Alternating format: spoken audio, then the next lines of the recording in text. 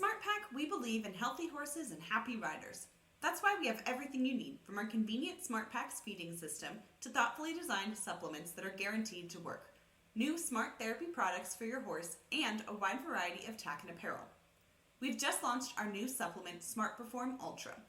This new supplement from SmartPack takes a science-first approach by offering a blend of research-supported ingredients to address all three key areas of soundness, stomach health, and hind gut function. Try it now in Smart Packs to be eligible for our newly upped $15,000 in colic coverage.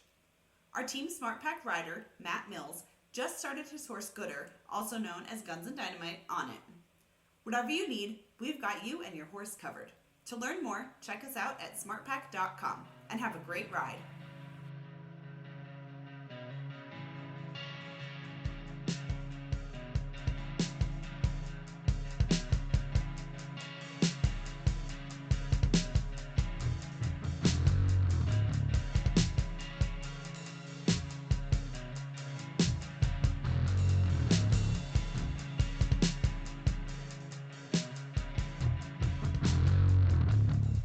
Hey, Matt Mills here for Winning Insights for the Ride Podcast. And today I want to talk to you about competing, about the day of, when you're in the arena and after, and managing expectations and staying under control and staying realistic about where you and your horse are at. One thing that I could tell you, whether you're competing in the reining, which is what I do, or any other discipline, being confident is a big, big thing towards getting to where you want to go. One thing that I hear all the time, every horse show, is my horse knows the difference of when he's being shown and when he's not. And that's one thing that I tell you I disagree with. Over my career, I have seen a handful of horses that maybe are not quite as good when they're under pressure, but typically that was probably the case at home. What I find is that us riders are different in competition. We go out, whether we're nervous or whether we're just anxious to try to do well, we ride a little bit different. Your horse can feel a fly on its back, so a horse can feel everything. Let's say, you go for a lead departure and you normally use a real soft leg, but you're a little tense, or maybe you don't use very much leg because you're afraid of making a mistake. And that horse picks up on that, and it makes him uneasy, because if 2 + 2 = 4 at home, but then when you go in the show ring, 2 + 2 maybe equals 4, maybe equals 6, maybe equals 7, or maybe, normally you ask at this tone of voice, for instance, as example, but then you go in the show ring and you get a lot louder and faster, or maybe you get, super timid and meek and you barely ask that horse. The point is that you're asking that horse differently than what you do outside of the arena. And a perfect example, how many of you, if you're being honest with yourself, you said, that horse wouldn't stand still, or he wouldn't spin to the left. He jumped out of the spin. But consistently, as soon as you walk out of that arena and you take that deep breath, because it's over, and you go out there and you ask that horse, and all of a sudden it magically does it. And you go, well, he just knows the difference between being outside and being inside. And I challenge you to be honest and go, no, it doesn't. The horse knows the difference in you. Now, habits can be created where you consistently go and do things a certain way, and now that horse is kind of going, oh, I'm worried. And so you deal with a little bit of the aftermath of that.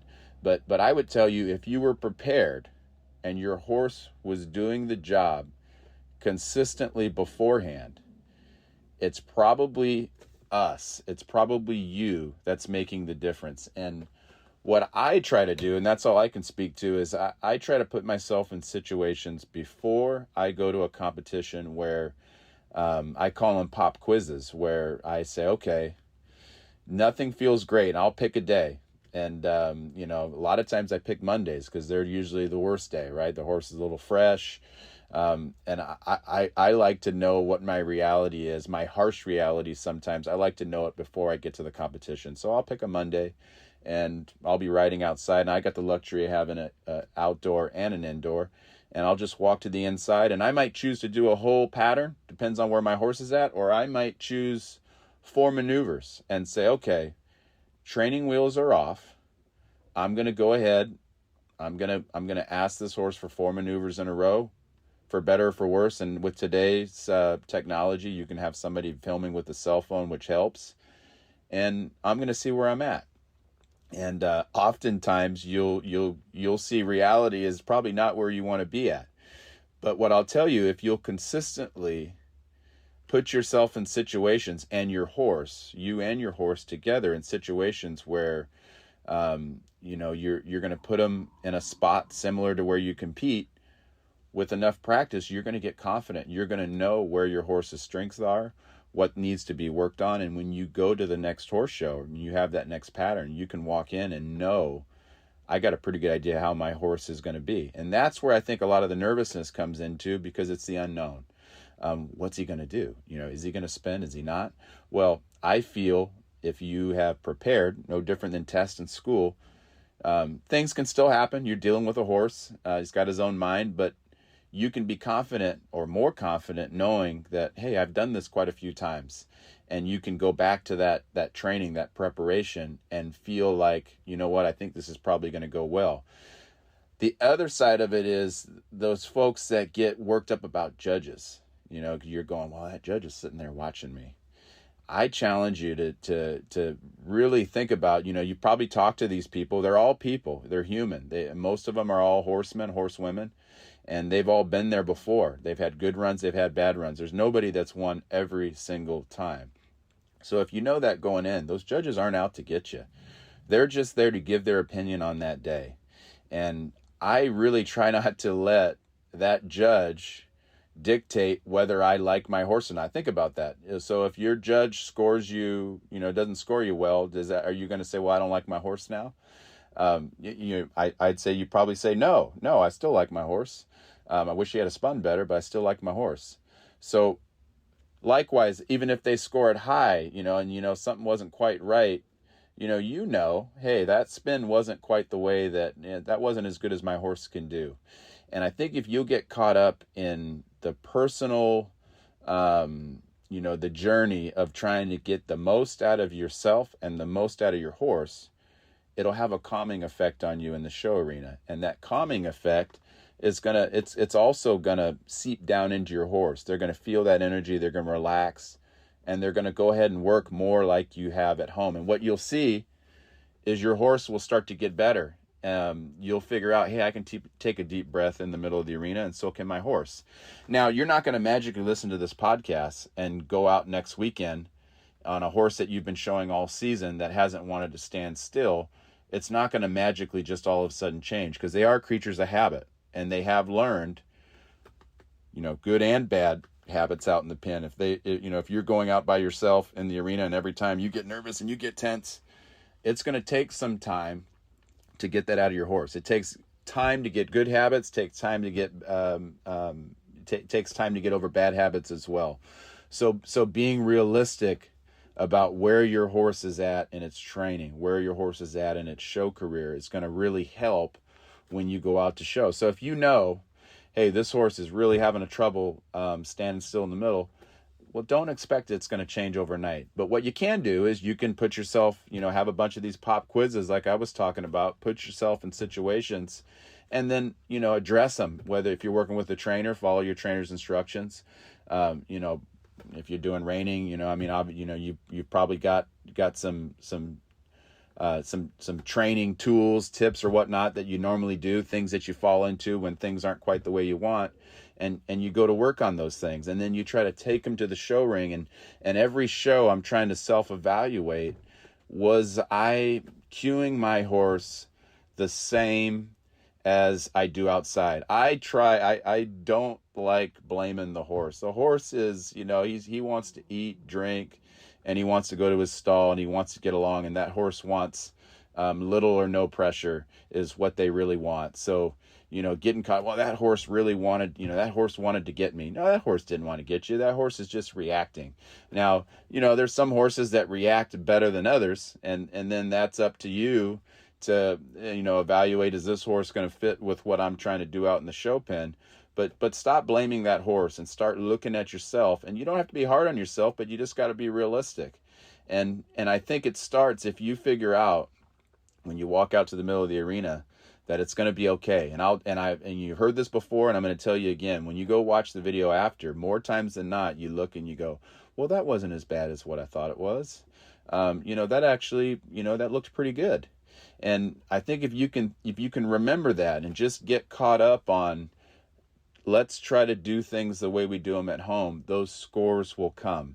I tell you a little story. I just went to an event, came back from Florida, and I had 3 horses in the Derby, and they all scored pretty darn good, 226 and a half, 228, and 229 and a half. But 2 of those runs, there was just little things that I knew were not as good. They were not what we practiced, and they were because I didn't cue the horse quite the same for whatever reason. The last horse, which ended up being my high-scoring horse, I felt like I nailed everything. I had one little spin penalty, but I felt like I nailed everything, and I felt like that horse, with me, did as good as he possibly could. And coincidentally, the score came. Now, I'll tell you, even if that score didn't come, I was still going to be pleased because I felt like I did my part. I felt like the horse did his part. If those judges didn't agree, you know what? I can live with that, because reality is, I've learned over experience, I'll go to the next event in another city with 5 different judges, and they would agree. They would go, you know what? I really liked it. So don't let those judges control how you felt about what you did with your horse. Through practice with you yourself or with your trainer, what you're capable of and what your horse is capable of. And just be confident when you go out in that arena, and know that it takes time. It's okay, if it wasn't quite where you want it, get it the next time. Do those things and make sure you're putting the time in preparation wise to be competitive. If you didn't have the time, whether it's, work related or whatnot, then you've got to manage those expectations. You can't expect to be super sharp if you haven't had the time to practice. So when in those instances, I say, all right, well, let's just pick one thing and let's try to do that well. And that sometimes that's all it takes to get you going. For me, if I can go out and nail my first maneuver, it really gets me going. And so I work at home to really try to get in a place to where I can get that first maneuver real solid, because I know it just leads to good things. So I want you to keep that in mind at your next event. Being under control, being confident when you go out in that arena, and don't forget, those judges are not out to get you. It's okay if you make a little mistake here and there. Let it go, move on to the next thing, and you will start to notice your horse will start to respond better to you. They'll start to respond the same as they do outside the arena. So I hope that helps you, and I look forward to talking to you another time.